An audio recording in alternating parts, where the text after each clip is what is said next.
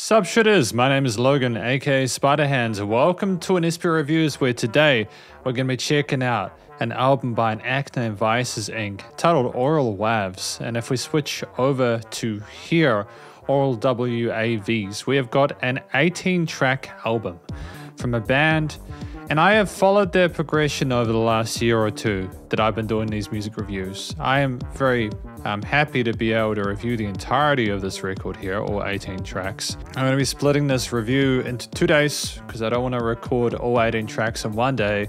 I want to give this a good shot. You know, I want to make sure that I'm fresh for the first 9 as well as the second 9. So yeah, you're going to see me do some costume changes probably, but that's okay. We're going to start with Aural Wavs 1 from start till finish. And we're going to listen through these tracks and we're going to see what we think. Let's go. Aural Wavs 1.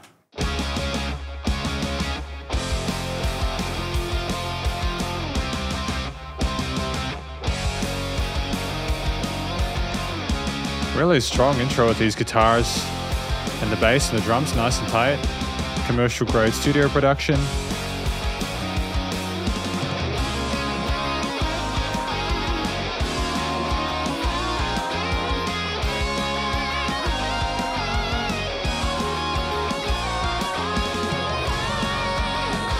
Kind of sounds like it's a little bit quiet on my end. I'm just going to check some levels. No, it's really well balanced. No weird resonant frequencies. I'm liking how the vocals sit with those lead guitar parts. Lots of spice in there.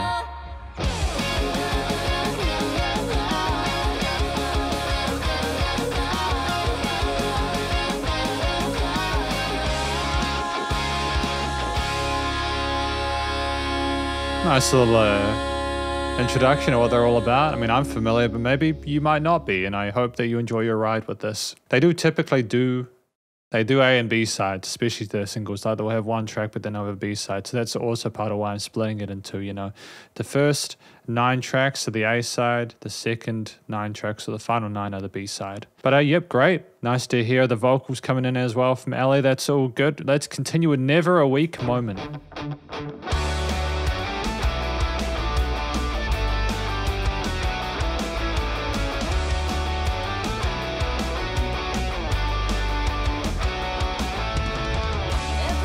It's just fantastic to have these guitars so tightly tuned with these octave power chords on top of the rhythms and the drums. But I'll try not to interrupt too much.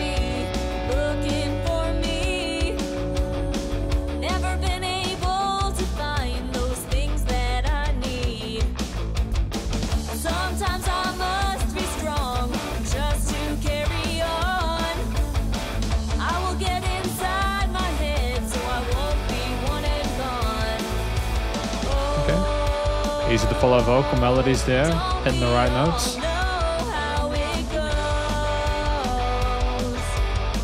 Nice use of the legato there.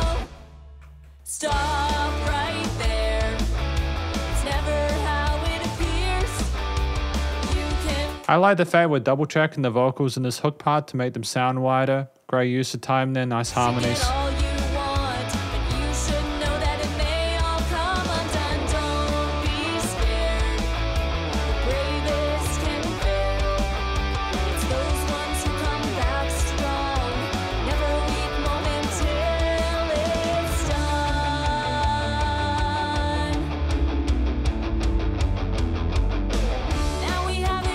Really tight.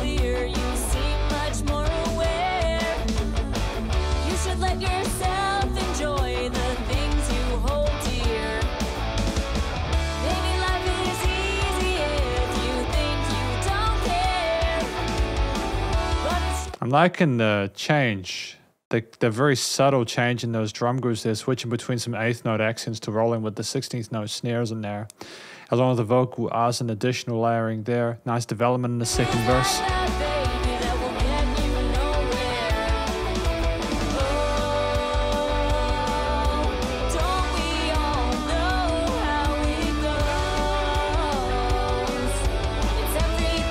Great choice to have this extra lead here as well. You know, it's just nice to have something different coming into a hook section just to spice it up. variety with those vocal harmonies.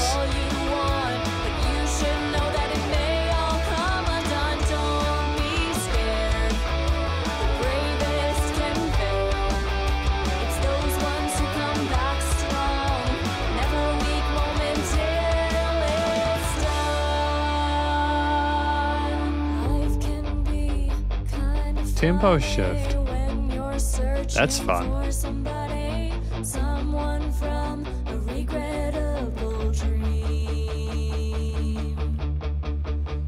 Good job double tracking those rhythm guitars, by the way. I know it's at the level that Vice is incur at this point, it should be something that is expected, but I'm nonetheless appreciative of it.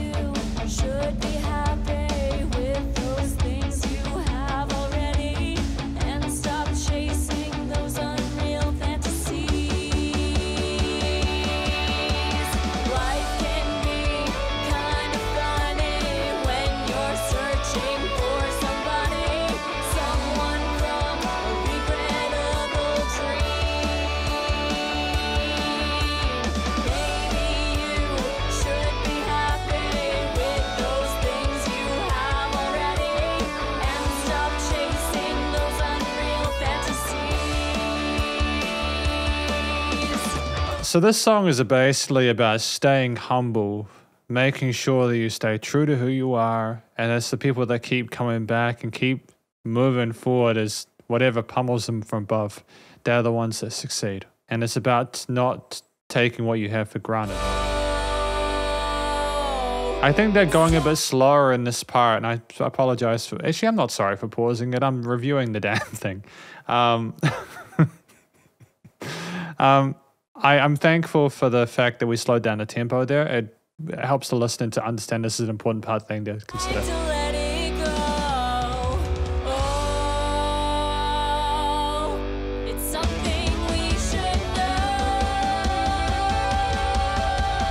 Sensational lead line. Stop right there. Cool. It's never how it appears. You can wish to get all you want, but you should know that it may all come undone. Don't be scared. The bravest can fail. It's those ones who come back strong.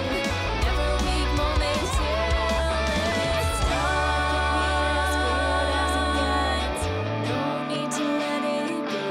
It's almost like a power ballad.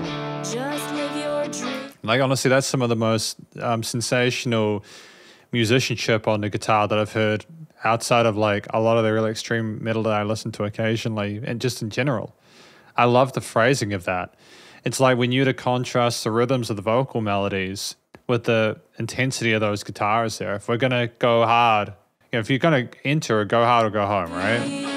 And as it was more of a sub-layer, it fitted in as like another layer of the tapestry.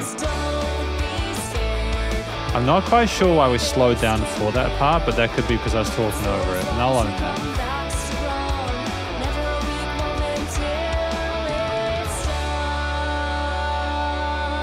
There is an interesting amount of limiting compression on this. I don't mind the fact that it's just tightly restrained at this point, but we'll see how we go as we move along. There is still dynamic range and changes in perceived loudness though, so it's not an issue. It's just something I've noticed is that the mastering, especially limiting compression, and this is very, very polished. But yeah, great first full track of the album, and false sense of entitlement. Giving you this chance, the first of many plans. Was this recorded on a separate day? Vocally, I'm wondering if this was recorded in a separate session. Much about it, but I thought I'll make Have they treated it differently?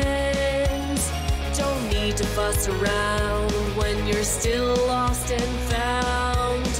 That synth line in the background alongside those guitars that I'm now well familiar with is fantastic. I really enjoy listening to those. That kind of chirpy, peppy, energetic little things. Don't let it go to your head.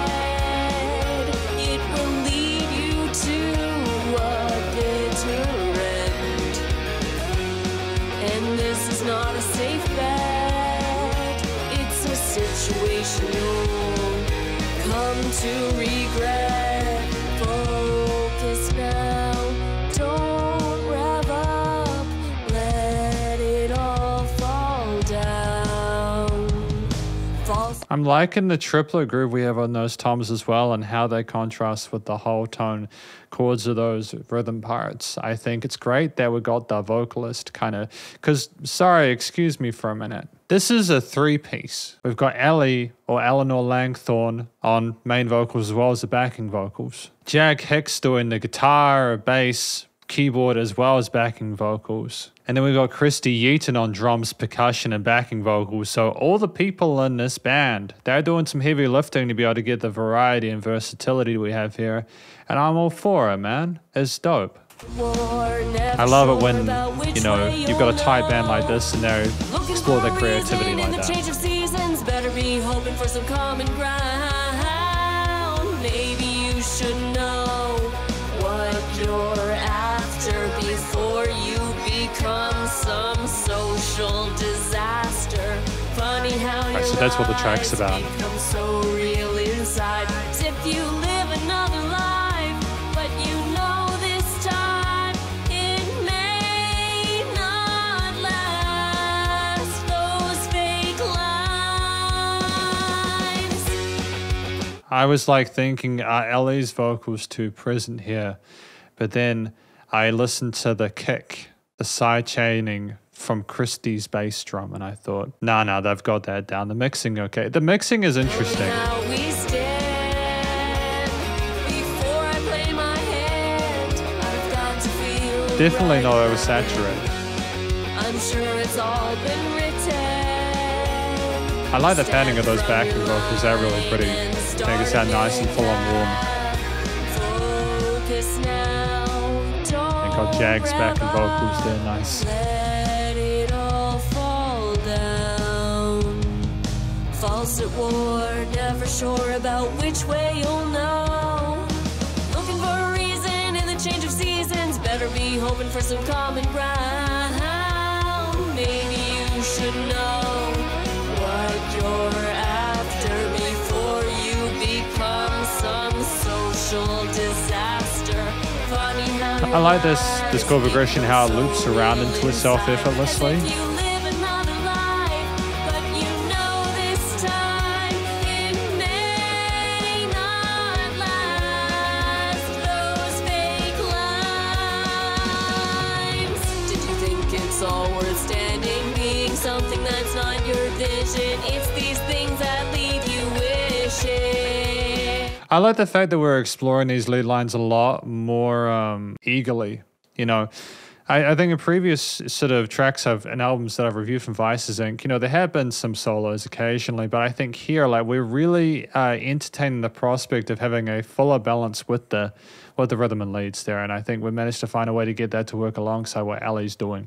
I appreciate that. You'll realize it's not that easy. Keeping it just drives you crazy when we all know who you are inside. That wonderful resolution there up top. Need to know what you're after. Should you get there a little bit faster, you might find it might crash down in time if you don't give it another try. Maybe you need to know what you're after. Should you get there a little bit faster, you might find it might crash down in time if you don't give it another try. Maybe you need to know what you're after. Should you get there? We're pushing something there. A compressor in that master chain. I can hear it kind of fighting against it a little bit. It's very full sounding. You might find it might crash down in time. Are they auto panning the backing vocals there Another try. on the far left and right? You need to know what you're after. Should you get there a little bit faster, you might find it might The vocals sound a little bit prominent in this part. if you don't give it another try. 'Cause time is not on. I reckon those like extreme back and left and right vocals might have been a little bit too prominent in their place in regards to the leveling, but that's okay. I still enjoyed it. It's just the little kind of things I'm noticing. But honestly, like, Ellie's vocals are a lot more confident. I think this is honestly probably the better or the most polished I've heard Vices Inc. And I think I sang their praises last time. Like, Every time they put something out, there's growth. And that may seem like it's something that should happen, but it doesn't with musicians. Sometimes people, bands and solo artists will stagnate, or they'll go in a weird direction or something, but that doesn't really happen with Vices Inc., and I'm thankful for that. You see tracks in here with like 76K and 32,000 plays, and that's part of what I'm sort of talking about there. They're getting some traction, and they're not forgetting what made them successful. I think that a false sense of entitlement, it's about like kind of like reminding the person that even if, you think you're starting to get somewhere in life, not to take it for granted and to be careful about not making a fool out of yourself. I think that's something that a lot of people could be reminded of, including myself. It's you got to stay humble, right? But words are just words. Track number 4. Oh, a little bit of sinister tail into those intros. I like this because we've had some really upbeat, kind of majorish toned, overall kind of positive, upbeat kind of tracks. Oh yeah, we're keeping in that pop punk aesthetic. That's fine, man. That's all good. I thought we were gonna have a bit of extra sass in there, I like how they're confident enough with themselves at this point to not need to rush the vocals in the first 30 seconds in every track. Remember when I met you and I got your number? Who knew talking to you would be such a bummer? It's all a bunch. Right. I like the fact talking to me would be such a bummer, and then suddenly things come crashing down into that halftime there. That's symbolic of something not quite falling into place.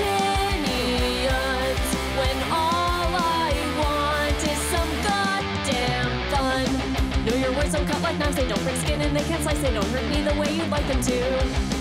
If you really want to fight, then take a seat and hold on tight, and I just might have some advice for you. Go throw your sticks and stones, your branches and your boulders. Don't waste your time on words. Don't say I never told you. Let's ease up on your attack, cause it's a scientific fact. You can't enact much damage with a verb. Words are just words are just words are just words. I'm enjoying this. I really hope that Vices Inc. are going to play some shows. I hope they're going to play some shows because they're at a point now where they've got a back catalog, and I really hope they get a chance to do some touring and have some fun with it. The voice that you use is so unpleasant. When I'm with you, I wish I wasn't. When I'm with you, I wish I wasn't. They're alongside the grinding guitar chords, and the tone of her voice is just so severe, dude. I kind of enjoy that. When all I want is some goddamn words are just words are just words are just words. Words are just words are just words are just words. Words are just words are just words are just words. Words are just words are just words are just words. That got me a little bit. What happened there? Hang on. Sorry, is that my headphones? Words are just words are just words are just words. Why did we put the guitar only on that side and then switch to that side? Your words are cut like knives, they don't break skin and they can't slice, they don't hurt me. I don't understand that. Is that? If you really want to fight, then take a seat and hold on tight, and I just might have some advice for you. Go throw your sticks and stones. I'm not sure what happened there. Was that like a conversation between two people? I'm assuming that was potentially what it was supposed to be. I would have thought they'd like filter it, filter it, sort of like kind of make it sound like it was radio static or something like that. Like it wasn't like the audio was fading out or something as you heard the words less and less. Your branches and your boulders. Don't waste your time on words. Don't say I never told you. Let's ease up on your attack, cause it's a scientific fact. You can't enact much damage with a verb. Words are just words are just words are just words. Your words are cut like knives, they don't break skin and they can't slice, they don't hurt me the way you like them to. I like that we're switching the placement of those backing vocals though to go between the headphones. It's a nice way of reworking this motif that we're familiar with at this point.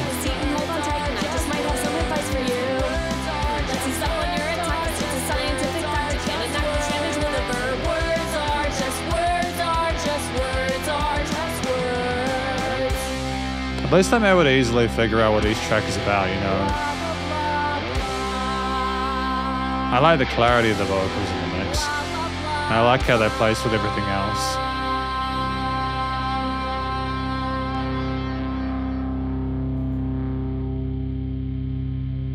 I like the feedback and the static there. That's cool. Nice, you know, fade out there at the end. I think that's about, you know, basically being told, yo, if you want to come at me, just remember, you can try and hurt me, but they are just words, man. It's just radio static at this point, you know. It isn't going to make a change. It doesn't matter. Words are just words. We got In Every Degree of Solidarity, track number 5.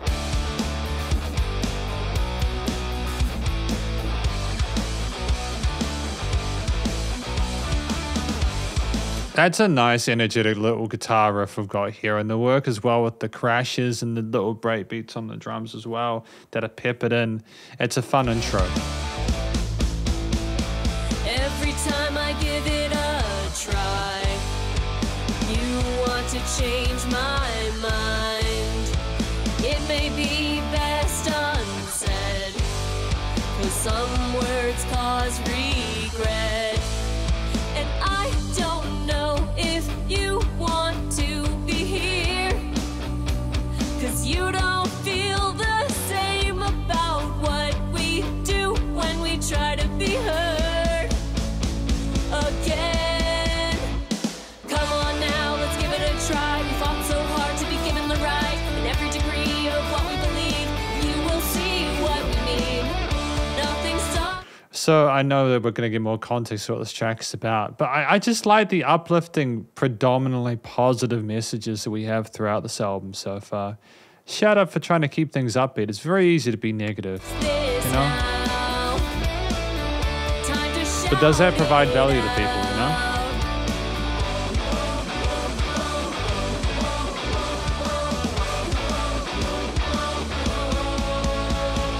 Now we are here to stay. And that's that little point of space with just Ellie in the center field. It's great because you have the situation where it just drops out and you're like, oh, wait, what's happening? Boom, back into the next verse. Give us the chance to say, no need to start the blame. Time to end this game. And I don't know if you want to be here, 'cause you don't feel the same about. I mean, this has been kind of rare up until this point, having these broken chord arpeggios on the rhythm parts there. It's a nice switch up between the power chords we have in those choruses there. It's nice to have range in this bridge. When we try to be heard again. Come on now, let's give it a try. We fought so hard to be given the right. In every degree of what we believe, you will see what we mean. Nothing stops this now. Time to shout. I just realized there's that, oh, hang on. Just once they get the Nanoleaf panel sorted, there's like this lovely little jumpy lead line in the background that's so wonderfully mixed in there as a subtle little backing layer there. Smart move there. Whoa, whoa, whoa, whoa, whoa. You know, it's so easy to follow along to that little vocal line there. Great way to interact with the crowd if you're at a gig, you know what I mean?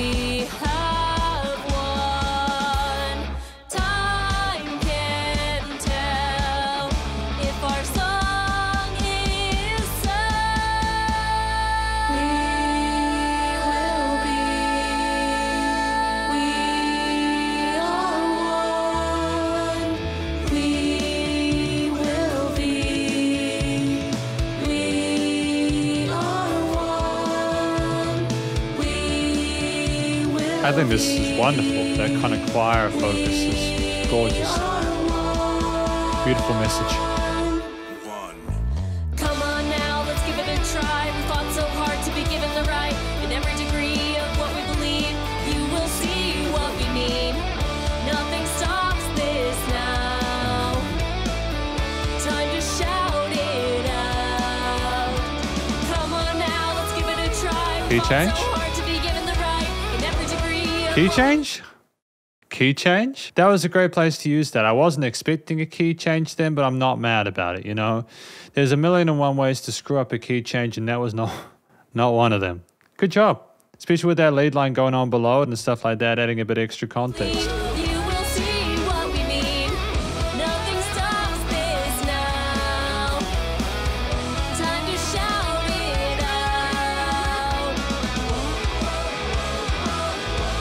Having that lead on top of the unison bends.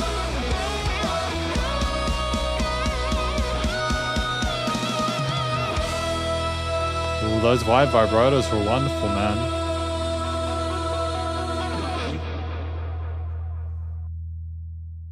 Excellent, dude. That was fantastic. No, it's awesome. I think that track there was about making sure that you don't kind of fall apart and take the progress you made for granted, that we are all together as one, kind of finding our way through this tricky old world, and to kind of sort of value each other and stick together, you know, whatever your belief set, you know. I think that's the kind of vibe we're going for there. We've got track number 6, Just Be Who You Are. This is fun. I don't know what tempo we're at. Oh, okay, it's a slow one with the chord note accent on those kicks. All right. Nice pop delay, tape delay. So you ask what you're here for, don't you think it's a metaphor when you don't fix it like a peg? It may seem like years away when you dream of a new escape, only to be told it's not okay. Look to the ground, hum out. I like the fact that we didn't really come in with those distorted guitars until that part. It sounded way more huge when everything came in at once in the next bit. Clear your head, forget what they said. You can be who you want to be. Oh, give it a chance, reach out your hand. Be the star, just be who you are. You can be who you want to be. Oh, So we're keeping up with that kind of positive messaging, that inspirational kind of never let it go.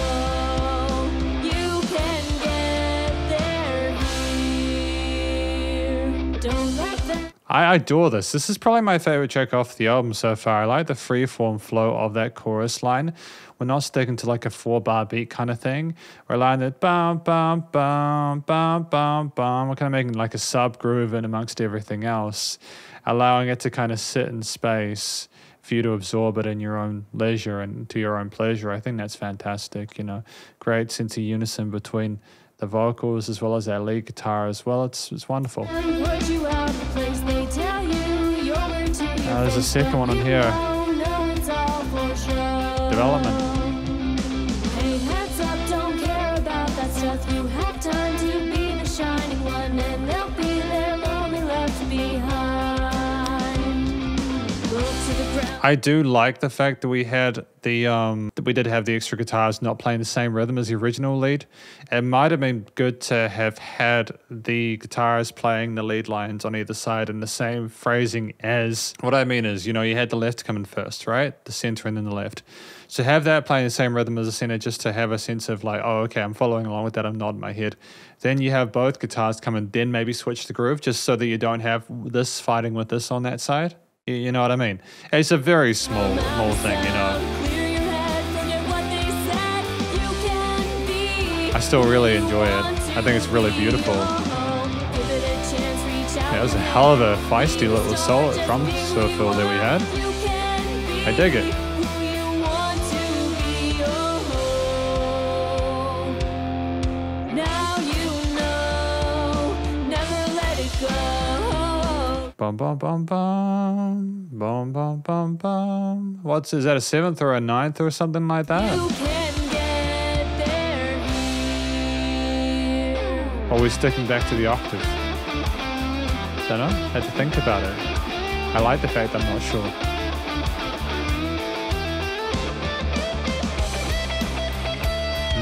Great phrasing.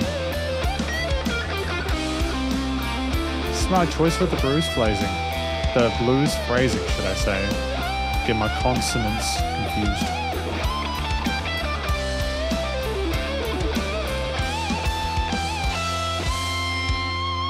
Now you know.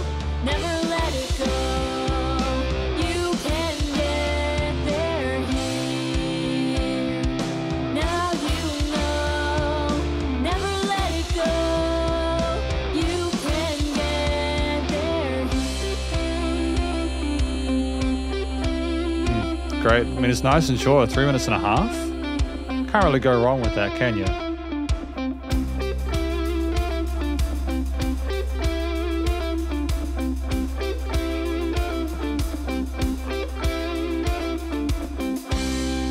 Yeah, it was really charming. Really charming track. I've got a lot of love for that one. You know, because that track, as I understand it, is basically about telling yourself, you know, to like allow yourself to be yourself, you know, explore yourself, understand yourself, but don't sell yourself short. There's a lot of focus on the self and maintaining a healthy self-image, you know, like never a weak moment, keeping at it, sticking forward, you know, like not allow the ones who continue to try are the ones who make it, not necessarily ones who are graceful on the first effort. A false sense of entitlement, even if that's potentially calling someone out, it's still something that I think a lot of people can understand, where they need to sort of like not allow themselves to get too ahead of themselves and not become too arrogant and cocky. I think that's beautiful. But we've got Hammond next, track number 7. Stop eating things.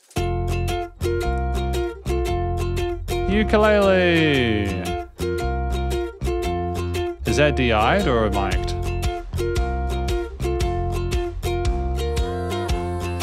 Oh, you used to the extreme left and right vocal parts there. Can't wait for all of you to meet my bud. Best to be prepared, he likes to give hugs. He loves his toys, can't get enough. He's got clumsy paws, he runs into stuff. Toot, toot, toot, toot, my boy Hammond. Eyes so blue, they put the sky to shame. Toot, toot, toot, toot, my boy Hammond. Hammond erases the pain. 'Cause Dude, this is probably my favorite song, or one of my favorites that they've ever released. It's such a breath of fresh air to just hear a pleasant song with the ukulele's bass and drums. The ukulele doesn't sound cheesy. There's a catchy little swing groove along to the strumming of the ukulele that follows along with a really friendly sort of tone to the storytelling. You get it talking about Hammond, you know, it's great. It's nice and happy and fun to listen to. I like it when Vices Inc. do music like this. It makes me happy. That's powerful music. It's powerful. king, he wants your food, he'll eat anything. He serves I mean, like, these nanolith panels at this point, I mean, like, just genuinely, like, you get the image that this is a wonderful, well-loved animal. counters, yeah, he's hanging 10. He's a big bad dog, but he's great with kids. Doot, doot, doot, doot, my boy Hammond. Eyes so bright, they put the stars to shame. Doot, doot, doot, doot, my boy Hammond. Hammond erases the pain. Hammond erases the pain. That sweetness and that delivery of that line there shows the care for the animal. The gratitude that is expressed there is heartfelt and wonderful. It's incredibly well mixed as well. I really enjoy the way those backing vocals work with the harmony because the main vocals have like a harmony up top as well. There's 2 different sides to the mains. Where you're at, that's where he wants to be. He's got golden hair and a tail like a sea. He'll talk for hours, yeah, he loves to speak. He's a clever boy, even if he's lazy. Doot, doot, doot, doot, my boy Hammond. Eyes so blue, they put the sky to shame. Doot, doot, doot, doot, my boy Hammond. Hammond, let's sing it. Doot, doot, doot, doot, my boy Hammond. Eyes so bright, they put the stars to shame. Doot, doot, doot, doot, my boy Hammond. The only reason I'm not singing more is that I don't know how well in sync this audio is with the actual recording of the song. So I don't want it to be like, you know. But if that wasn't in the back of my mind, I'd be singing along to the whole damn thing. Hammond erases the pain. That erases the pain part. I suppose I can relate to that because of my cat Nushka. This is very much how I feel about her, except she's a cat. You know.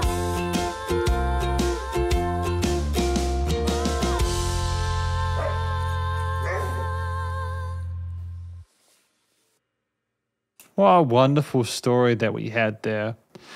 It's quite a shift from what we had previously with songs like Just Be Who You Are and Every Degree of Solidarity. I get the impression that these are a bunch of songs that Vices Inc. had written and wanted to put out as a kind of a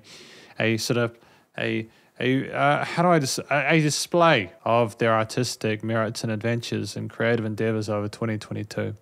Because as I understand it, this was released on the 31st of December of 2022. So yes, if you're watching this, you can go check out the album in your own time. It won't be paused every 15 seconds. But yeah, this is my favorite off the album by far. I suppose I've heard a lot of, this is not to say I don't enjoy the stuff from Vices Inc., because I do. I patently do. But I've heard a lot of distorted guitar, a lot of bass and drums, a lot of occasional synth stuff. But I've never really heard ukulele tracks that have made me really kind of fond of a band who initially does a lot of that kind of distorted kind of pop punk kind of stuff. I'm happy for it. I feel better now. I feel elevated, and that's how music needs to make you feel things in order to be effective. But then music also needs to not only do that, but also needs to make you feel the way you want to feel afterwards, if that makes sense. Good stuff. Keeping it good. Steel strings as well for the intro. Trying to make it a big deal. Okay, we get what you had to say, but why did it have to turn out this way? Doesn't matter anyway. Oh, keeping it good, simple as it should. I can let it melt away. So we're working with a bit of that sort of head voice and chest voice and head voice that we had previously, like in the Hammond track, except to more of an extreme. We are on our low and we are on our highs there at that point. There's a clear contrast between the two, but it balances it out well in the middle and works alongside the double-tracked acoustic guitars, the bass and the drums. No need to stress if the moment is a mess, 'cause you can get it back.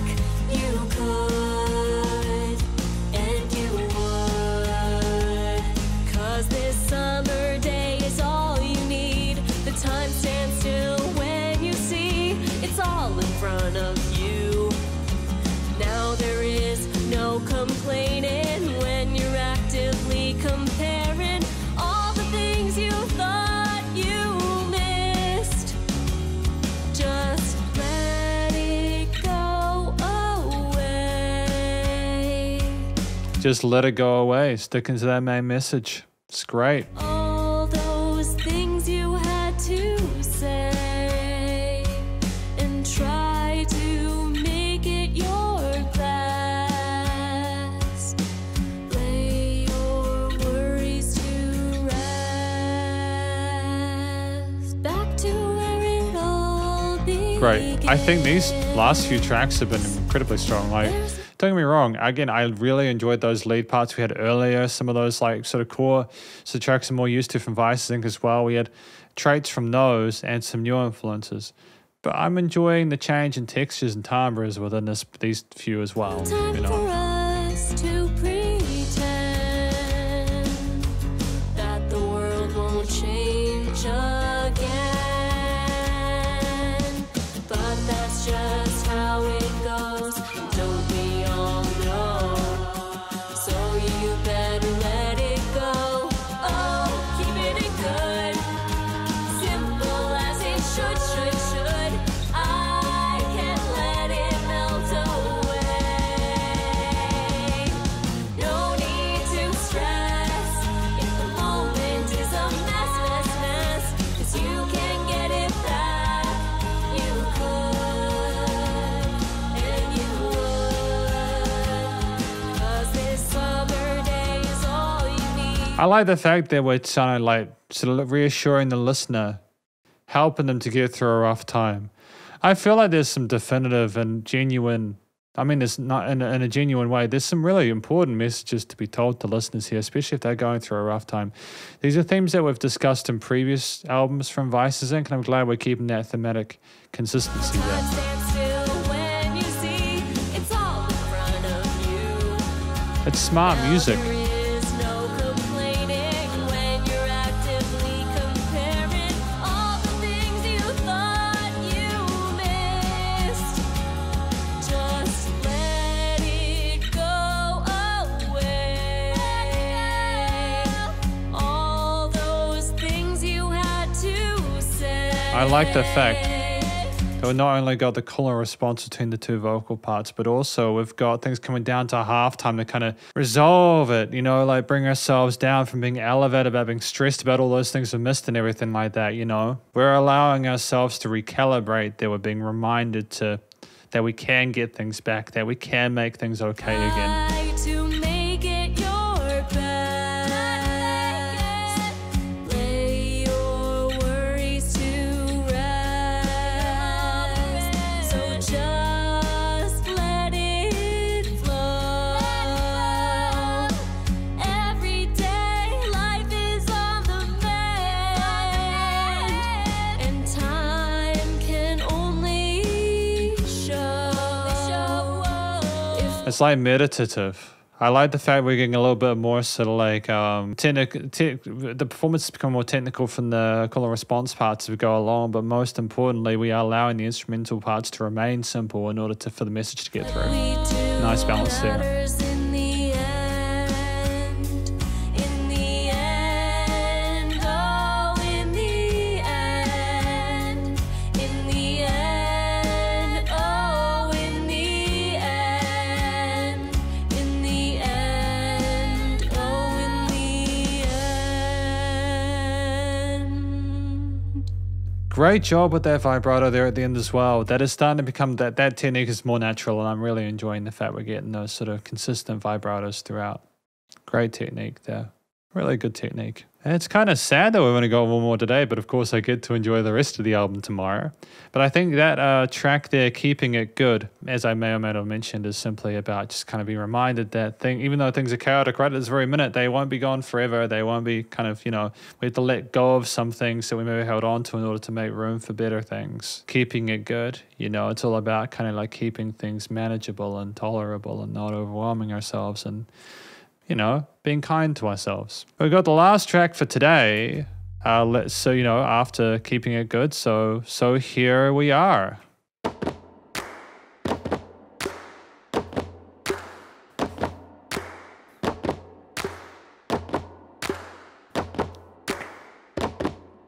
So here we are, la la la. So here we are, la la la. Really interesting way to begin. I haven't really heard an intro like this as long as I can remember. What you got now, but you still want more.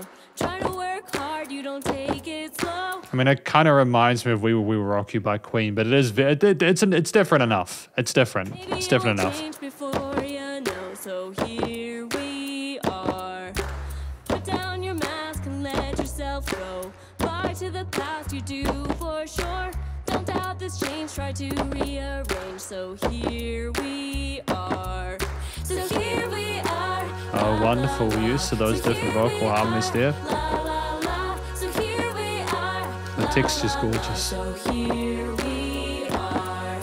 So here we are. La la la. So here we are.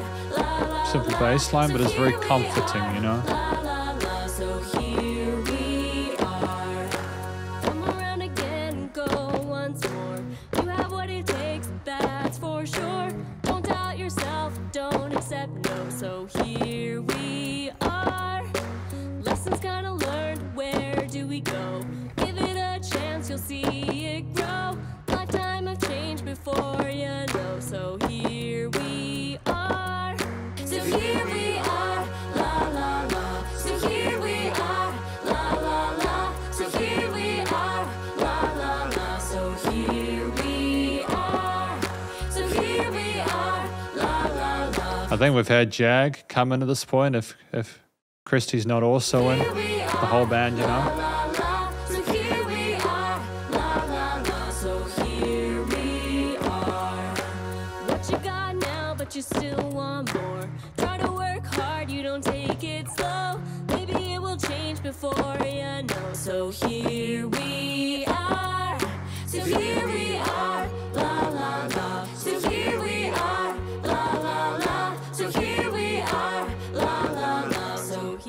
here we are.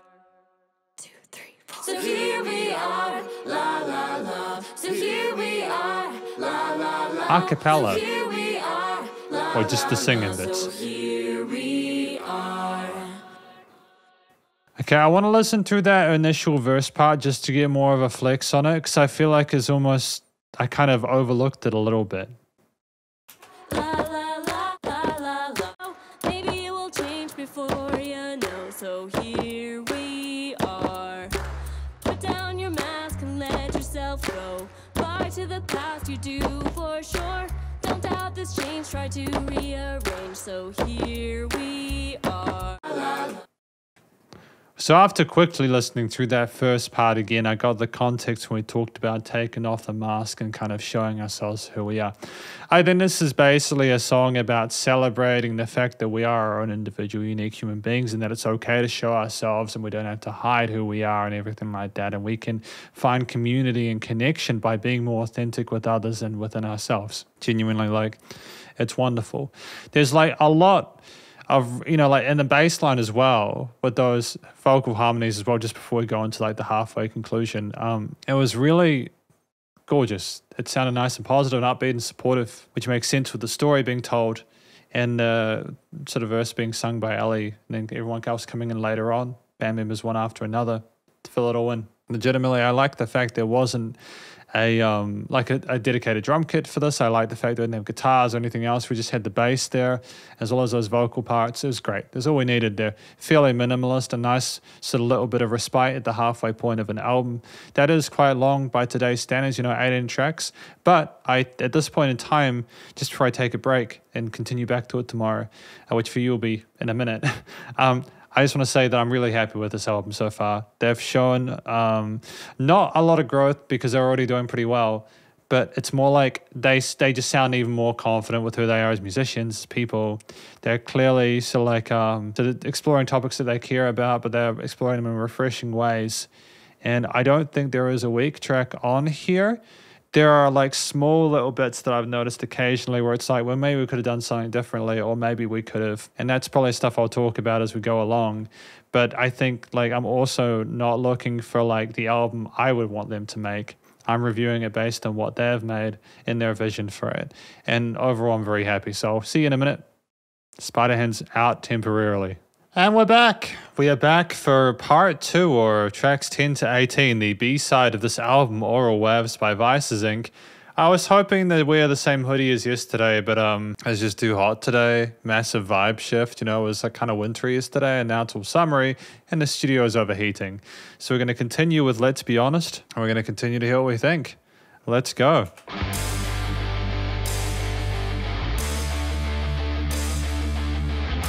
Interesting tone to those, the hi-hats with those guitars off the bat. Really tight snare tone though, I enjoyed that presence in the mix.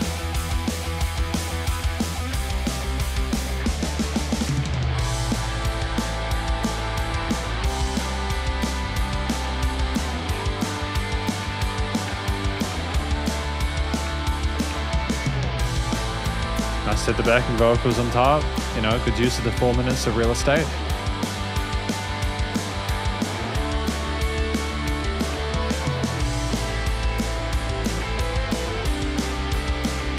This is kind of nice to not have a story being told at this point, for us to appreciate these lead guitar lines that are nice and very friendly.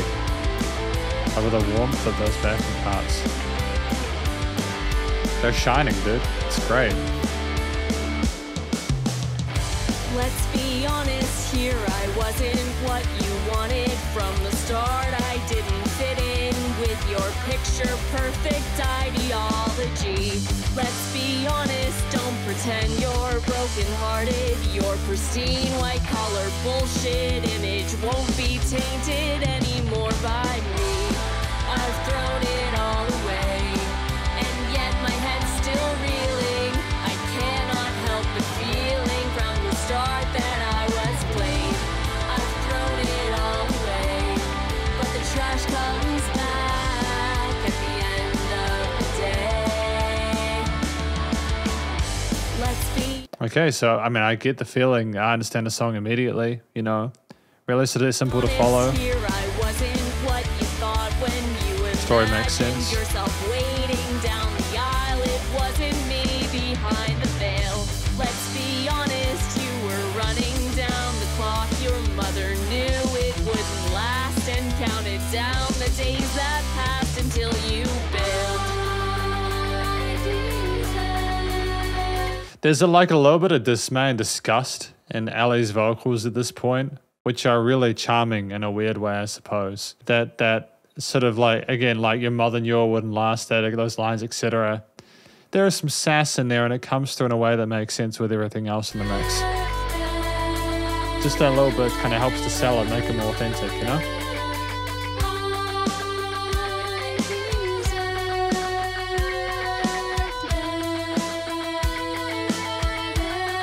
I deserve better.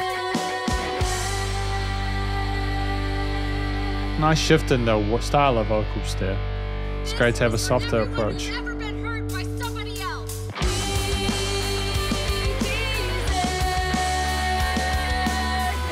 Bring in the crowd as well.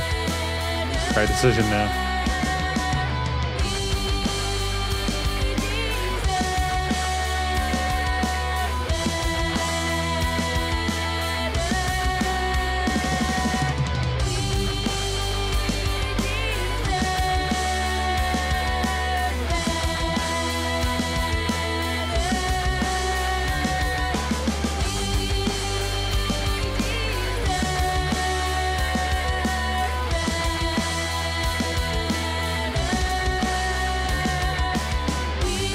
Again, this motto here, we deserve better. You know, it's such a nice way to enter back into this album. You know, the chant there, almost the choir going on there, alongside the really easy to follow chord progressions on the guitar, the bass, and drums in unison there.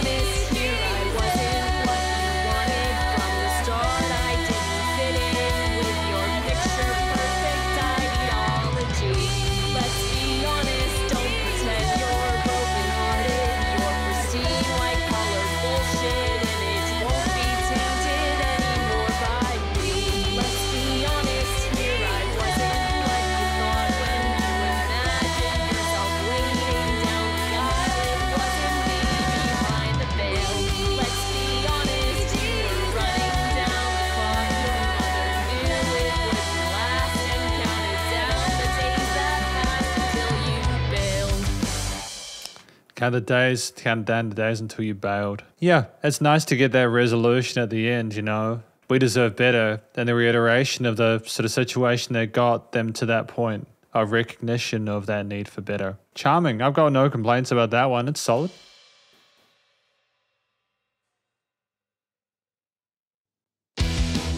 Splash.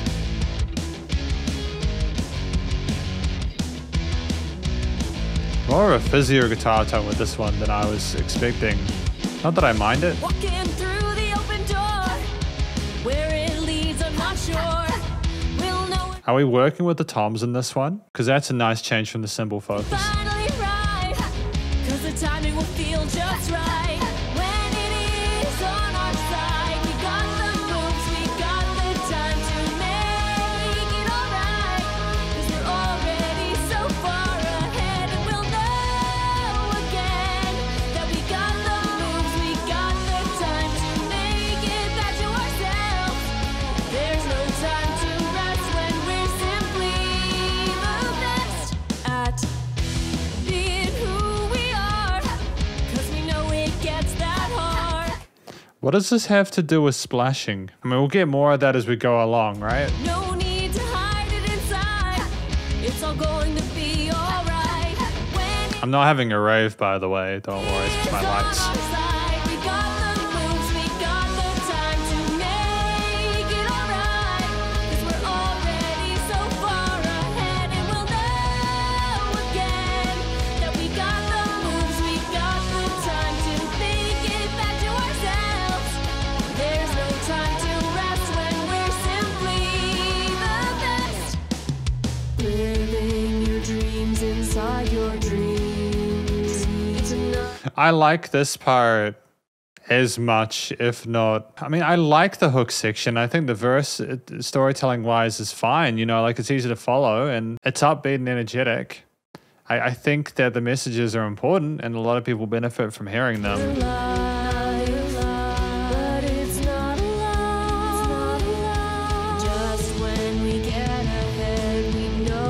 I think I was spoiled with some of the musicianship earlier on, and it's still great, don't get me wrong.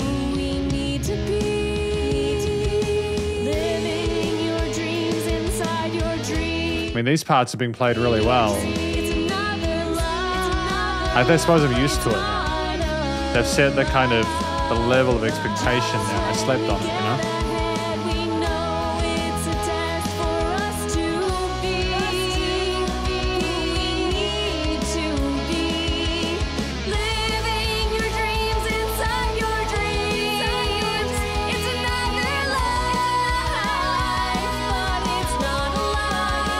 These overlaying vocals with the call and response are nice.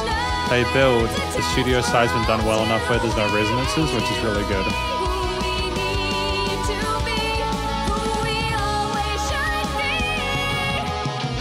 That part there was, for me, the most interesting part of the song. There was this unexpected chord change there, the bass line went in a different direction there, and then we just came up with those vocals and their head voice with those really strong sort of vibrato parts, and it's stunning. That to me, not that it was a badly written song or badly performed, it was good, but that kind of made it more sort of like a great.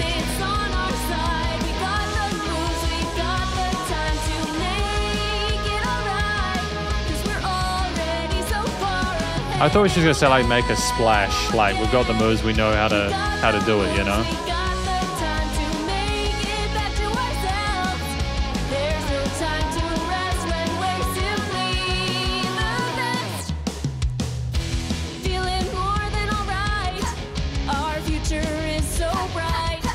The ha ha ha, it's fun little additional element as well. Like, I know you guys can hear this, but it's just nice to be able to point them out and go, oh, this is something they're trying here that is a welcome addition to their main sort of schematic for a lot of their music.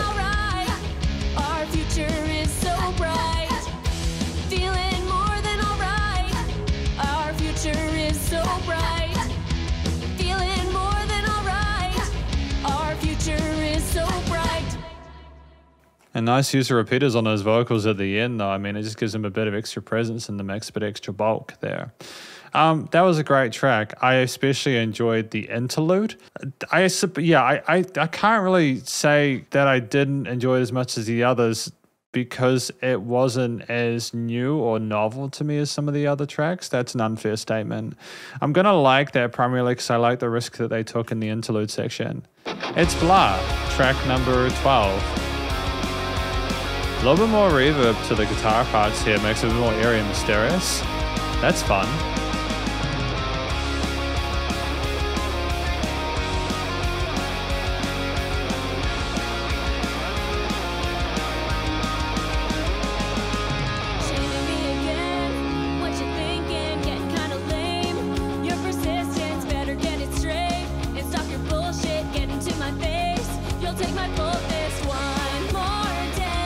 I like it when people swear in music. You know, you can't really swear on YouTube anymore unless if you want to get demonetized. You've got like a max of like 5 swears that you can do in a video on YouTube.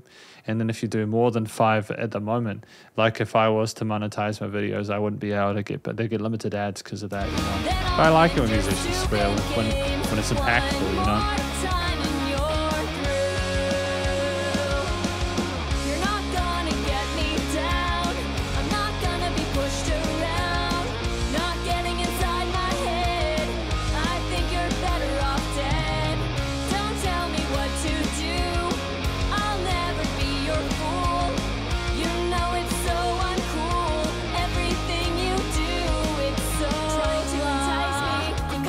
That's so blah. Yeah, exactly. It's just so average. See, I'm wondering why they called the previous track Splash. It's blah, having a hook line in the title there makes sense. And you don't need to have it for every single song. Don't get me wrong. You can describe the aesthetic of the track in the title and then have a journey and the lyrics be separate. But this helps to get that connection there, you know.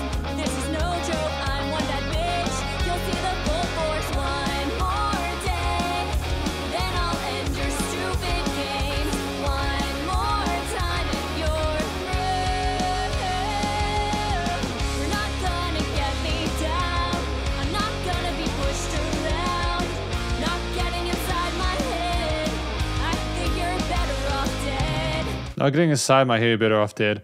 I like the fact that we've got, again, we've still got that reverb with the guitar tones we had initially there, as if there's a bit of mind fog at how we possibly could have tolerated this person for so long. I like, again, the polish of the bass and those low and those root notes there. The drums there are so energetic. Those 16th notes fills, 1, 2, 3, 4, 1 and 2 and 3. Yeah, like how they trail off at the end of each of those fill sections going into the next repeat of the chorus line.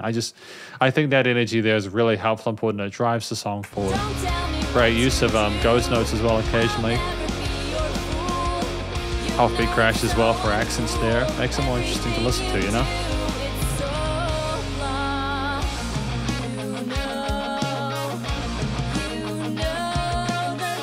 I think percussion-wise, this is one of the most varied ones. I'm gonna give that a like. I enjoy the percussion elements of it. Good job, Christy.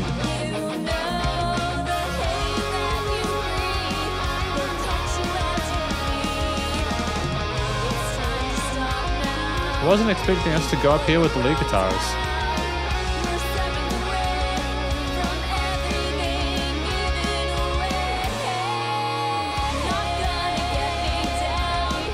This sounds like a far more polished single off of the album. I mean, not that the other songs are bad, but this just seems like they've really put a lot of in-depth thought into, okay, we've had this chord progression of this bass line, we have this one for the hook. What really can we do differently for this interlude, not just performance-wise, but also in regards to the actual song idea, like the actual music itself, like in regards to the chord progressions we use. Do we use notes within the key signature or scale? Do we use stuff outside of that? I like the fact that we've elevated it in this track.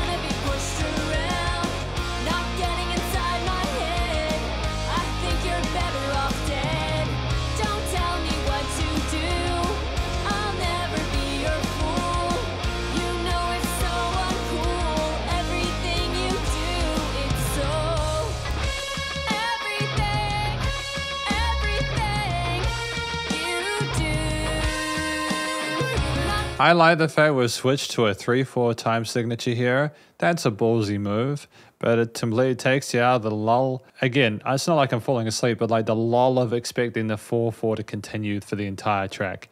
Bring in that 3/4 with the 16th triplets or something like that in between. Smart move.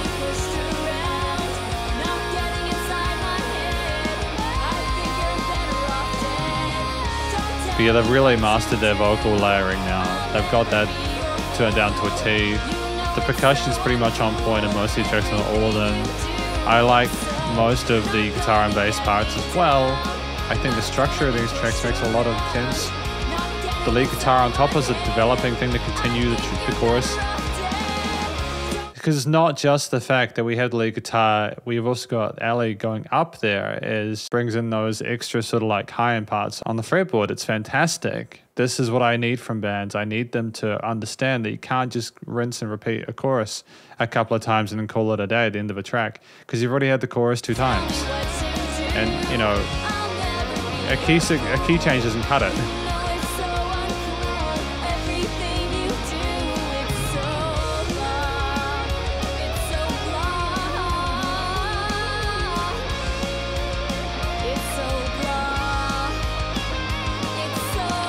The irony of saying it's so blah, the person that she's talking about being like average and so uninteresting and stuff like that. This song, I think, musically or performance-wise, is one of the most incredibly engaging for me, intriguing. I love listening to the different drum grooves, patterns, and sort of cymbal parts. I love the fact that we're switching between the half-time and normal time parts, etc. The time signature changes. You know, the guitar solos, the interesting sort of chord progressions in the octave power chords on top of those power chords. It's just fun. It's fantastic.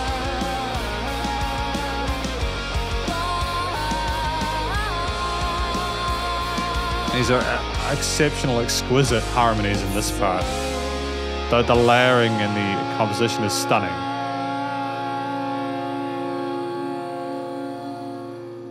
I liked Hammond, the track that we had earlier with the ukulele parts talking about the dog, because it was such a different approach to what Vices Inc. had given me previously. Like, I'd known they'd probably done ukulele parts before and stuff, but that was just so different to a lot of the kind of guitar, bass, and drum stuff that I enjoy from them that it was kind of refreshing. It's Blah has the kind of fundamentals I know from Vices Inc., but then they elevate it by including these really adept, kind of really intricate, fascinating extra sort of sub layers there. It's incredible. This is one of the stronger tracks on the album by far, I think. But it's, yeah, I've talked about what it's Blah about. I think it's about you know, someone who is just, you know, it's just someone kind of been taken down a step effectively, to put it bluntly, you know, which is something I think everyone can go through, needs from time to time. But this is obviously one of their bigger singles, 79k plays. Nice. Yeah, I like the harmonized guitars on this side. Very peppy and enigmatic.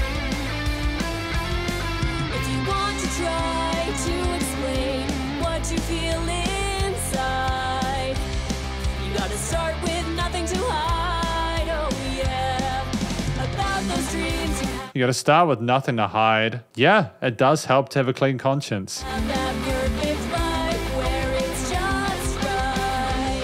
It's gonna make you realize. Having the guitar just on the right side there is like, and I'm really sorry because I know some people, like I had a guy say to me in Spanish in a comment the other day that he got annoyed because it stopped every 10 seconds.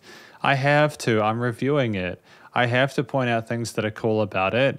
And if I'm reviewing in real time, that's just the situation, man. But like, people are entitled to opinions, of course. But just again, not having the guitars, those kind of broken chord parts on both sides, just on one side. It's like, why is that guitar only on that side? You know, makes the listener think. Nothing more simple in fact. Oh yeah, you know what to do about that. Come on, girl, you have a knack. Fourth harmonies. That's classy. We have the time, let's take it slow.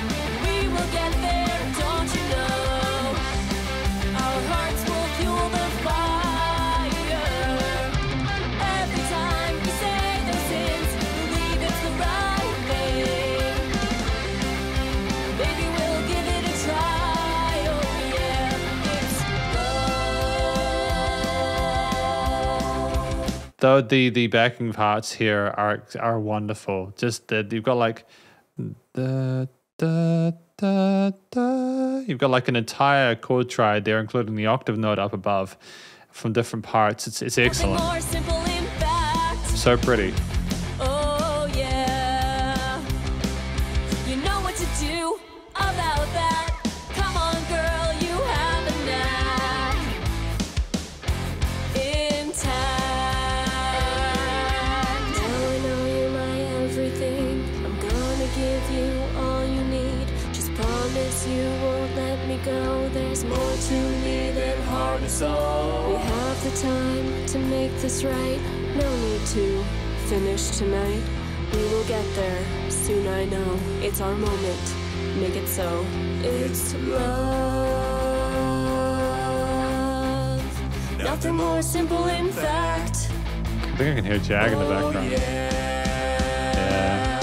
You know what to do about that. Come on, girl, you have a knack. What I will say is there I could hear the da da da da da. There was a mid resonance in there that made those guitars sound a little more present in the mix than the rest of the elements there, but it's okay because they're occasional. You know, maybe that was a stylistic decision there. Intact with love. It's love. Yeah, the panning of everything in the far sides of the stereo fields, so nice and wide, you know? It's charming. It's love. Absolutely charming to listen to.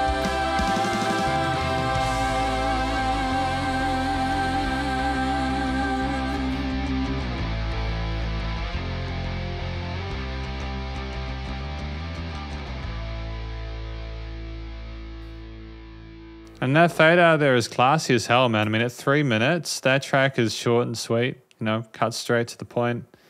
I adore it. I adore this album. I'm very, very happy with it. That track is a solid single. It shows their instrumental ability, shows a lot of the kind of what they're about, what the things that they sing about and the stories that they tell. You get to kind of hear all of them having a go at those vocal harmonies and stuff, which sound wonderful. And yeah, no, it shows that it's a great first impressions for anybody who isn't familiar with Vices Inc. I think this track is basically about reassuring someone that they will be taken care of and they will be loved and everything like that, and they're going to be okay and things are going to work out, and we'll get through it, you know, like it'll be all right. I think that's basically sort of reassurance and trying to find a stable platform and somewhere safe to be. That's basically my interpretation about that, you know. But we got Never, All About the Girl, It's Love. Although I feel like there's some nuance that I'm missing there that I may have missed when I was kind of going over the first verses and stuff and talking about like the instrumental parts and everything. But that's okay. Never Gonna Catch Us Now, track 14.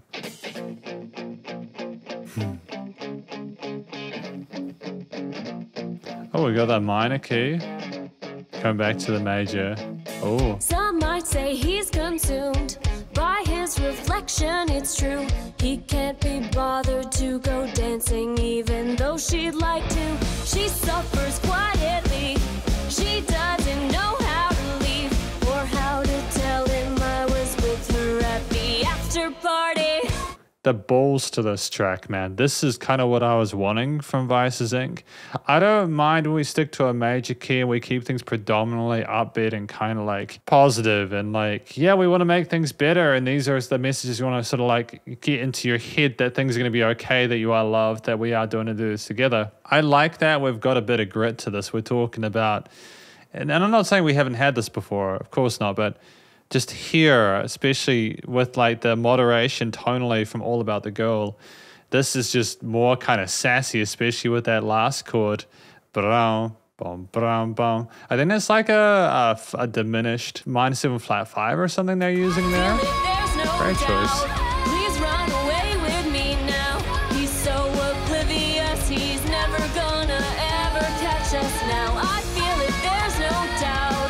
There's time to figure it out. That was hella smooth there. Oblivious, he's never gonna ever catch us now. I mean, this is kind of, they've probably heard this before, and apologies if it makes them cringe. It's got kind of like a Paramore-esque kind of vibe to it with this kind of stuff, especially, you know. To be fair, I actually kind of prefer this to some of the newer Paramore stuff. It's not a competition, but I'm just saying, you know.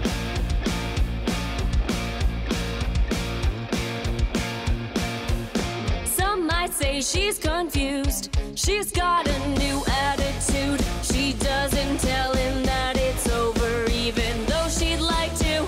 Behind the secret. It's just so intense and slam, bam, bam, bam, bam, bam, bam, bam, bam. Imagine his face if he sees my fingers on her body. I feel it, there's no doubt. Please run away with me now. He's so oblivious, he's never gonna ever catch us now. I feel it, there's no doubt.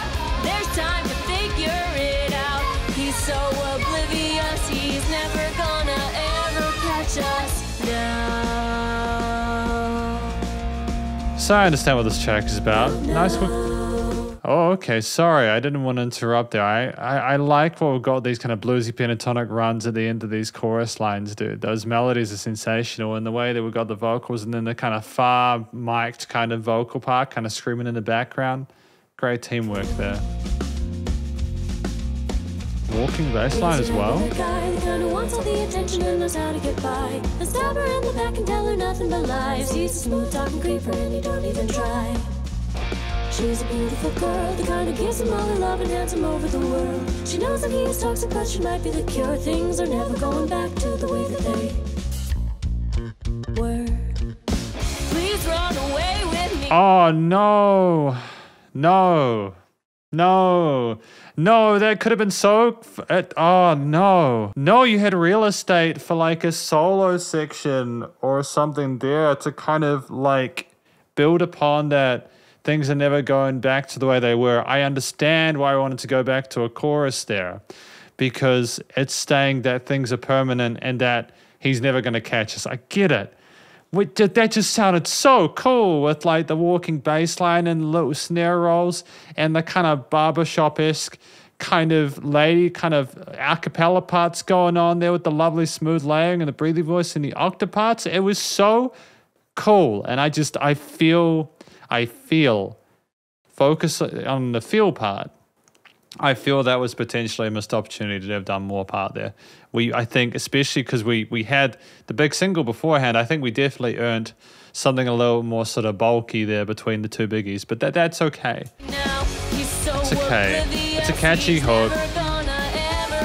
I just hadn't heard much of that specifically, and it was really showcasing Ali's talents.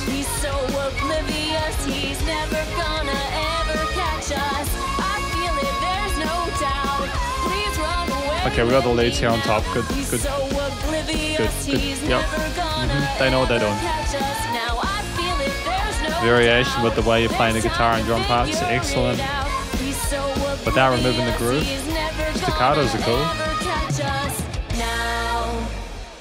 Yeah, that was a very strong song. I genuinely think that could have probably been a single. I think that could have been a single. We're gonna hear Catch Me If I Fall next, but yeah, I think that's about someone had been going through a horrific relationship and then someone else gave them an alternative and they got the hell out of there. Power to you. Power to you. Catch Me If I Fall, track number 15.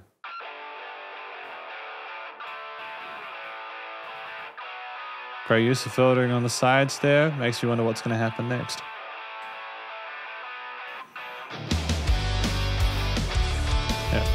Yep. The fundamentals have been adhered to. The synths on top. Damn, being spoiled today.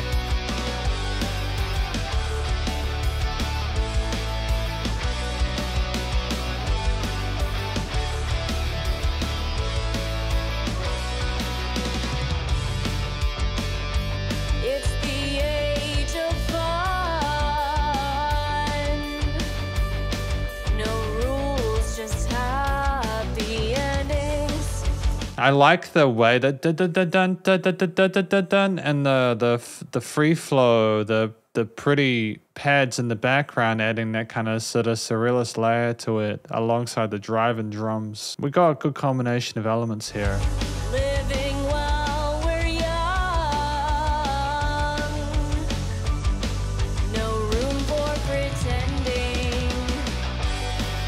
Oh, we're flying. Who's gonna catch me? Who's gonna catch me if I fall? Oh, we're flying. Who's gonna catch me? Who's gonna catch me if I fall? There were two melodies that I was taking a particular interest in, but they were both clever for different reasons. Again, like there was a nice repetition of the sequencing in between the harmonies there, or the backing parts there in the higher octave. The vocals sounded great. Who's gonna catch me if I fall? But also we had this da da da da da dum, something going on as a sub layer, and then the background, and it was just when you hear that, you're trying to zero in on it, and that sucks you deeper into the music. Having sub-layer melodies that still work alongside the main lead can be a really great way to get people sort of more into your music. It's the chance for love, the point of all creation. We're the age of fun, so give in to temptation. Oh, and they've got some pedal notes on the keys. Who's gonna catch me? Who's gonna catch me if I fall? Oh, we're flying. Who's gonna catch me? This is probably the most solidly mixed track on the album. Who's gonna catch me if I fall? Although I did also like Hammond. Feeling high, touch the sky. Feeling high, touch the sky. Oh, we're Okay, nice extension there. Those vocal runs are dope. I'm wondering if we could have done more with that interlude just to kind of sort of pump it up and give it a bit more meaning. Because we've still got a minute and a half of this track left, you know?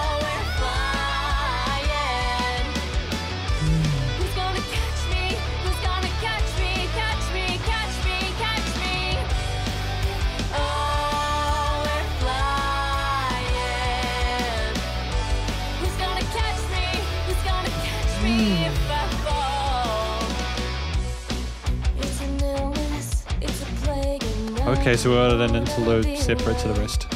It's a danger, it's a risk, and I don't care if I fall. It's a sickness, it's a plague, and I don't wanna be well. Unnerving, it's a risk, and I don't care if I fall. It's an illness, it's a plague, and I don't wanna be well. It's a danger, it's a risk, and I don't care if I fall. It's a sickness. So they wanted to finish with this. I don't wanna be well.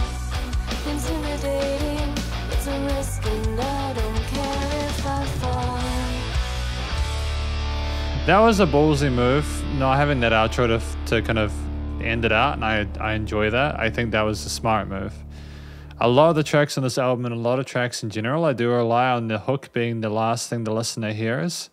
But having more context for what the person is falling from, you know, trying to reach the heights of ecstasy of going up into the sky and floating there and being happy and not caring if it's a sickness or a plague, they just want to be well, you know. I think that kind of lull, that hypnosis that the person is under relative to it is something that's probably more powerful to end on. So I like the fact that it kind of chills out a little bit. I really enjoyed the synth layers there. They were fantastic.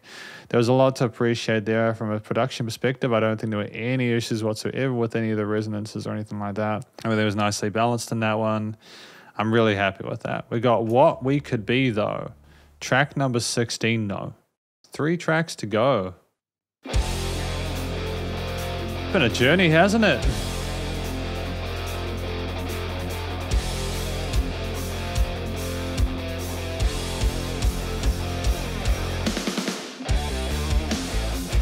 Oh, this is a sick as hell rhythm guitar. Oh, damn, these harmonies on top. They got the vibratos and the slideys. The riff, dude.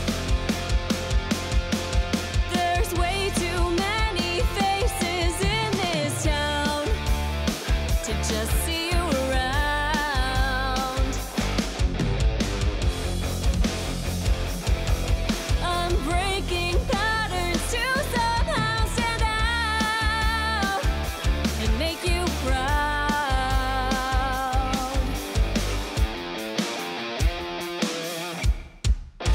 Forget all the bad times, imagine the good times, and see what we could be. Have we had 3 or 4 different sets of chord progressions or bass lines with variations in the drum drops in between?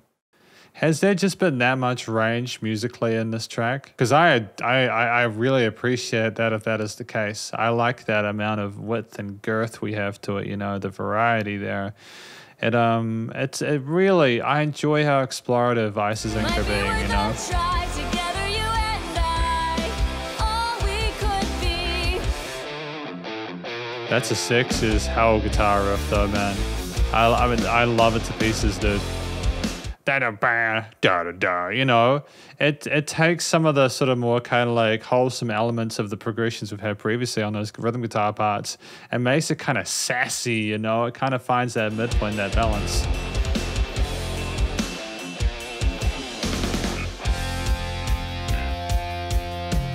Piercing focus, I don't hear a sound.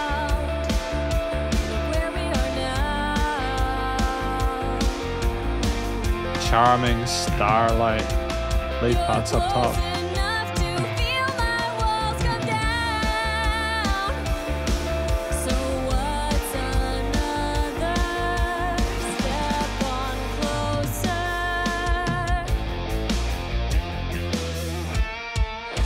Forget all the bad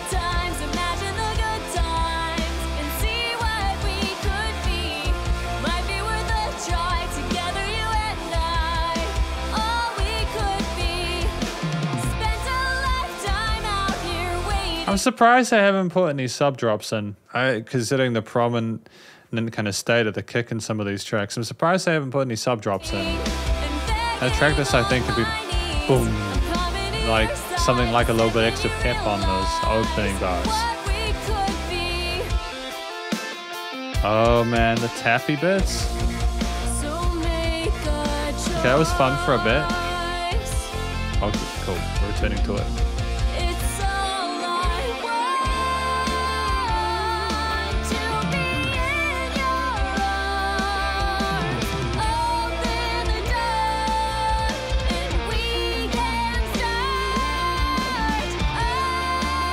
What I would have personally done here, and I know this is rich, right? Considering that I'm reviewing their album, I would have put vocal part 1, the da, and then the second half of it here, and go between the sides of the stereo field whilst the lead guitar is in the center, because then you could have had the lead guitar have the presence there, but also have had the vocals in the 25% margin on either side, going backwards and forwards. That would have been huge, but it's still good how the way they did it. Because at the moment you've got the singer and the lead competing for prominence. And they've done well to mask it or mix it as a sub-layer, but I don't know if that was exactly what we needed, you know? Might be worth a try together, you and I. All we could be. Forget all the bad times, imagine the good times, and see what Sidechaining her, that kick is ferocious though, man. I know it's coming in. together, you and I. All we could be. Spent a lifetime out here waiting and begging on my knees. I'm coming to your side the second you realize what we could be. Forget all the bad times, imagine the good times, and see what we could be. Might be worth a try together, you and I. All we could be. Spent a lifetime out here waiting and begging on my knees. I'm coming to your side the second you realize what we could be. I'm coming to your side as soon you realize what we could be. I've just been thinking on that. I think there's a beautiful message there. There's been stories throughout this album about like sort of toxic relationships and getting away from that and realizing your own self-worth. But then there's also the flip side of it, which I think is very mature sort of thematically, where we're also going, yeah, but also if we're just in a kind of rough place but we're not completely destroying each other, maybe we could just try and imagine what could be if we kind of can get by this moment, you know? I like that there's a sense of balance there. I'm coming to your side the second you realize what we could be. That was cool, you know, finishing on that chord there and having the repeaters there. You could have potentially had a reiteration of like the musical motif there, just to have it come out of 15 part, like the guitar kind of fading out or something like that. You could have had like the tappy bits kind of going between the stereo field, little things like that. Again, like I think it was well done. There were just some really cool bits that were played here and some cool sounds, and it would have been kind of nice to maybe have them like feature a little bit more than they had, but I also understand it's totally fine. We got Before the Night though, track number 17.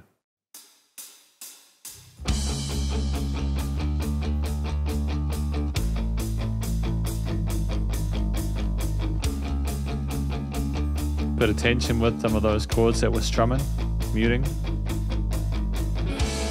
God, where did I go wrong? Drifting through the words of what was said and done.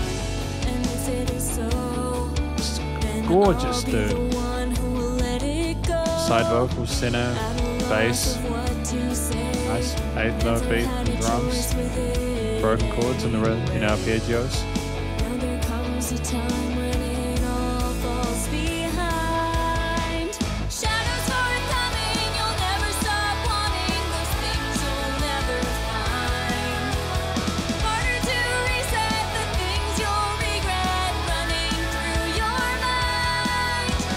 Not gonna Okay, so like here, I'm wondering if we could have just had like Ellie by herself or Eleanor by herself for the first time of that chorus bit, and then had the backing vocals specifically on the second time, just to kind of have the first and then have the second be a little bit bigger sounding, you know what I mean?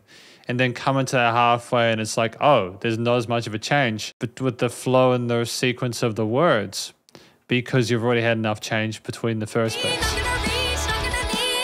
The double kicks? Good job, dude. I like those double kicks, man. That sounded heavy as hell, dude.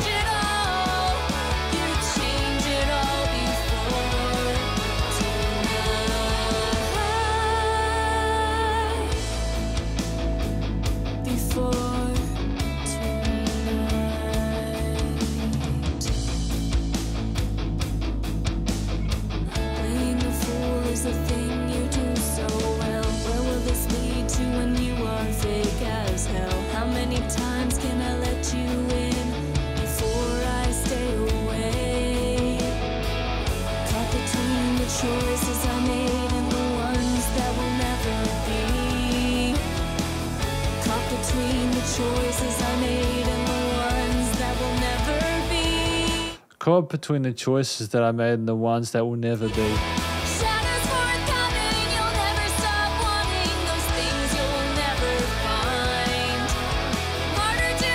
You could even put some strings in this part. That would have sounded kind of dope.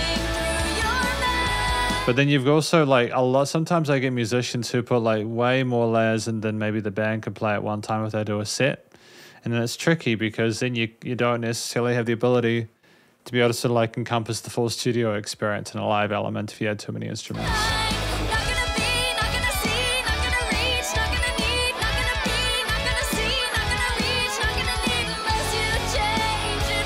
Going down for the halftime.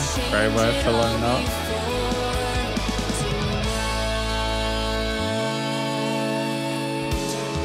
Fantastic string playing there by Jack.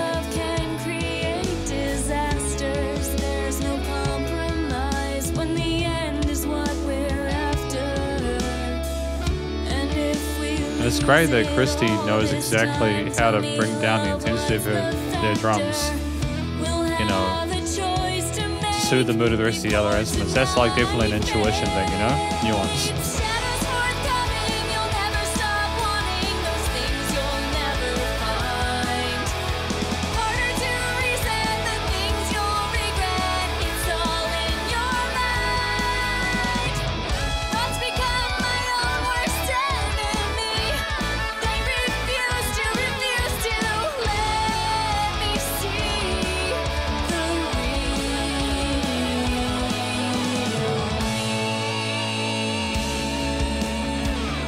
So is this being disillusioned by like fantasies that don't exist and losing track of who you are as a person?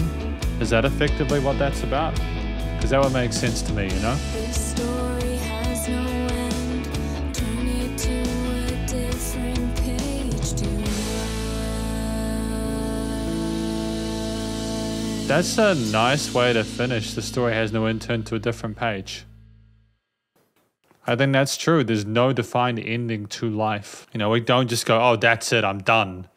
You still got, you know, even if you completely sort everything out in your like 30s or whatever like that, or even your 20s, you know, you still got another 50, 60 years to figure out what to do with. So wonderful. I think that track was definitely about, you know, like not losing track of what's important and keeping sort of like your eyes focused on what is real and not losing your sense of self along the way.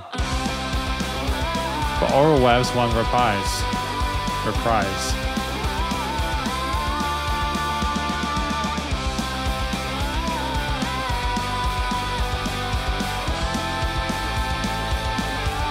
Big finish.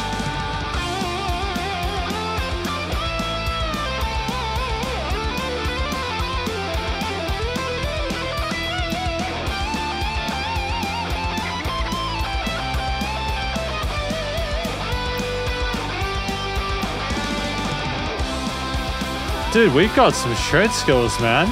I'm blown away by that.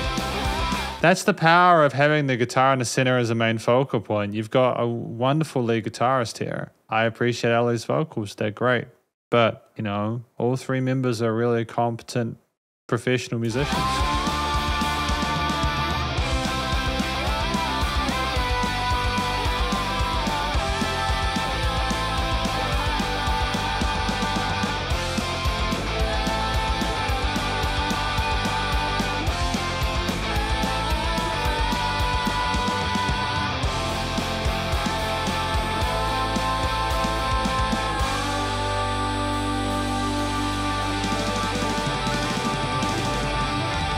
Big drum solo finish.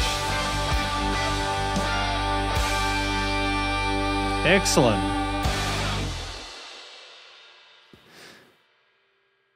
It's so weird to be finished. Wow, that was insane. What an album. Good job, Vices Inc. However way this conclusion goes, I just want you to know I'm proud of you for another dope album.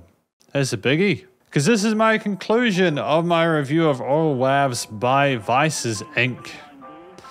Ali, Jag, and Christy did a fantastic job on this album. I'm really happy with what we had here for the most part. I think that aside from a few bits where there was maybe a little bit of confusion, some bits where I'm like, we could have had that go a bit longer. Some bits where I'm like, we could have added something there. I think that honestly, most like 95% of this track, I'm like, don't change a thing, you know.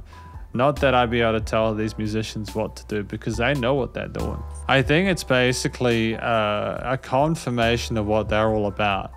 It is Vices Inc. telling us who they are in WAV format. They've got tracks about, you know, like, you know, keeping going, like with Never a Weak Moment, false sense of entitlement, not getting ahead of yourself and staying humble. You know, words are just words, you know, like, you know, just someone abusing you or being kind of crappy to you. You know, the words are the limits there, you know, they may as well just sit down if they're not going to say anything kind of constructive. In every degree of solidarity, where like they talked about us coming together and being supportive of each other and being as one. Like there's lots of different themes in here that talk about either like relationship woes or things to work on and be grateful for. There's been discussions of toxic relationships and the difficulties there and running away from that. I think there's been some philosophical stuff going on about Before the Night, tracks like that where we discuss, you know, like not losing our sense of self by being disillusioned by what is and isn't possible and being aware. Life doesn't stop when at a certain point, it continues to go, you know. It's about, I think, everyday interactions like the It's Blah kind of thing where you just realize people who are overhyped, they just genuinely aren't as interesting as they think they are. I think that there's songs like Catch Me If I Fall where they discuss, you know, as I've talked about previously in the album review, and I know it's been a long video. It's been a long video. So thank you to anyone who's watched this far through. You've been done really well. I know you've had a lot of me talking and a lot of me pausing. But yeah, I think it's wonderful how like even, you know, Catch Me If I Fall is just about someone wanting to have that support and security if they take risks, if they go for that happiness, knowing that if they do fall to the ground, someone's there to catch him. And they are just admitting their vulnerabilities as human beings. Sometimes you have self-destructive behaviors that you continue to do with, and it's just about finding a way to kind of cope with that and stay safe whilst doing so, you know, within reason. And then we had Hammond, which is probably my favorite track off of the album, you know, which is basically, as you know, it's about Doggo, the doggy. I like the tracks on this album. I like that we talk about a lot of different topics. I think there are things that are very important and meaningful to the musicians in the band. Absolutely get a pass on that. It's on brand for the kind of music they've done in previous records. It's good. It's what I expected sort of from a story perspective from them. And the stories are ones that I think will appeal to a lot of people. And even if they don't have a dog named Hammond, I'm sure they can appreciate how adorable it is as well as how adorable the music is. I think that the vocals on this were fantastic. I think this is Ali's strongest vocal performance yet. I'm really, really stoked with that. The situation we had in general with the note choices and the head and chest voice and the vocal technique, the way that the different sort of head and chest voices sat in the frequency spectrum, the harmonizing and the various different vocal layers there, it was very interesting for the most part, very interesting, engaging the way through. There were some parts where like, I think it was more from a studio perspective where some of the parts sounded like harsh in some 4 to 6 kilohertz ranges, but just a little bit. It was just simply because there was already a lot going on, and I'm wondering if that could have been notched in the mastering chain or something like that, but that's okay. I think that all the notes were hit, and even if things were like kind of like that legato kind of crawling up to it, it's fine. It's fine, and we didn't just stick with the typical major or minor scapes. We had some blues or pentatonics, some semitonal chromatic bits going on with the singing, with the main lines. And sometimes we just had chord triads with the octave on top, and it was beautiful. It was wonderful. The vocals were absolutely on point. I think that they sold the lyrics well. They sold the story well. So with that, you know, connection between the story and the connection with the lyrics, you get into the structure of these tracks and what they are. I mean, you've got lots of tracks between 2.5 and 4 minutes. You know, some of them are over that. And I think that worked well to tell the stories as they needed to. Usually I feel as if there is too much of a song, like they've done too many choruses or something like that, and they've kind of overstayed their welcome with the hook line. More than anything, I think that there were moments where like we could have potentially had more. Like, I think it was Never Gonna Catch Us Now. There was this really awesome interlude part where I was visibly like, what happened? Because I wanted to have more of that kind of idea they introduced, and I feel as if they could have potentially continued it, maybe had another instrumental section or something like that, maybe played off some of those other elements they had, like the synth parts or something like that. They had this really cool sort of new section, and then they kind of went back to the chorus, I think, to maybe get it under that 3-minute mark. And I respect that. I think, yep, time-wise, that's cool. It can be kind of off-putting if you have too many tracks and closer to 4 than 3, but they've proven their abilities as musicians. I think the vast majority of the fans are going to be patient enough to listen for that extra 30 seconds just to have a more fleshed out interlude section.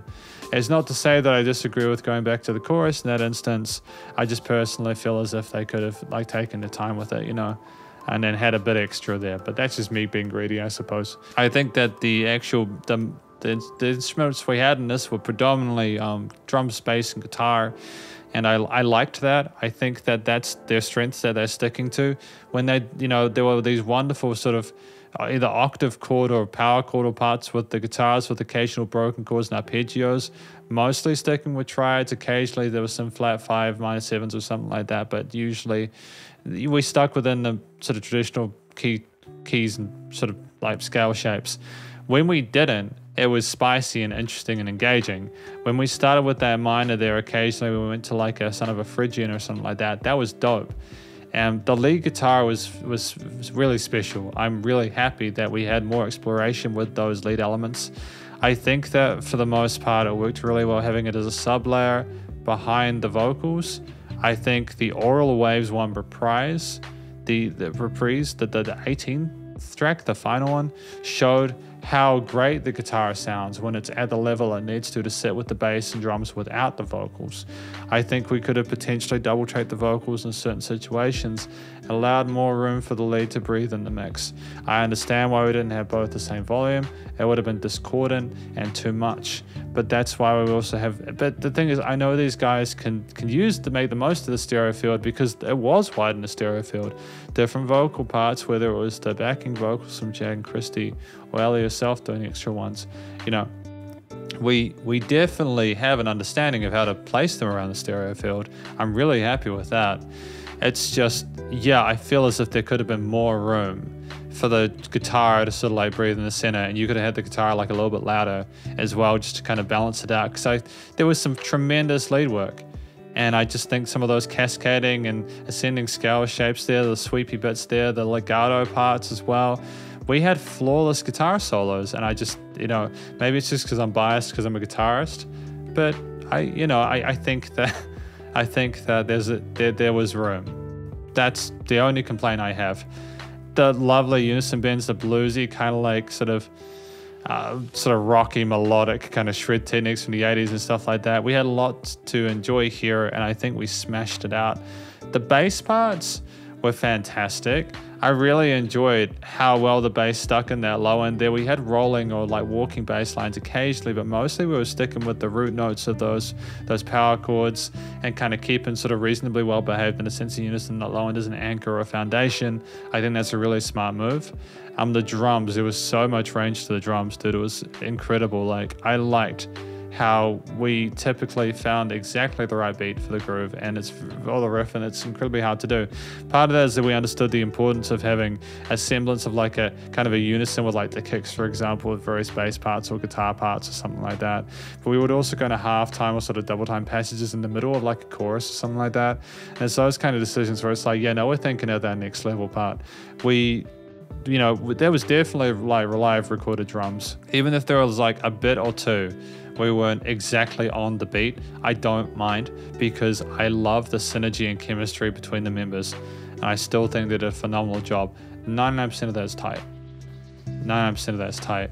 And honestly, I would much prefer a performance that was 99% tight than a performance that was 100% sort of like put into a grid any day of the week. So kudos on that. I think that if anything, sometimes the drums were a little bit subtle. I'm wondering if there was like different ways we mixed the drums, whether some parts were quieter than others. I wonder why. So maybe it was just the speed we were going at. Like, I know we can play fast, but sometimes I think maybe the compression was kicking in and shoving those snare drums down or something like that. Maybe there's a side chaining thing going on.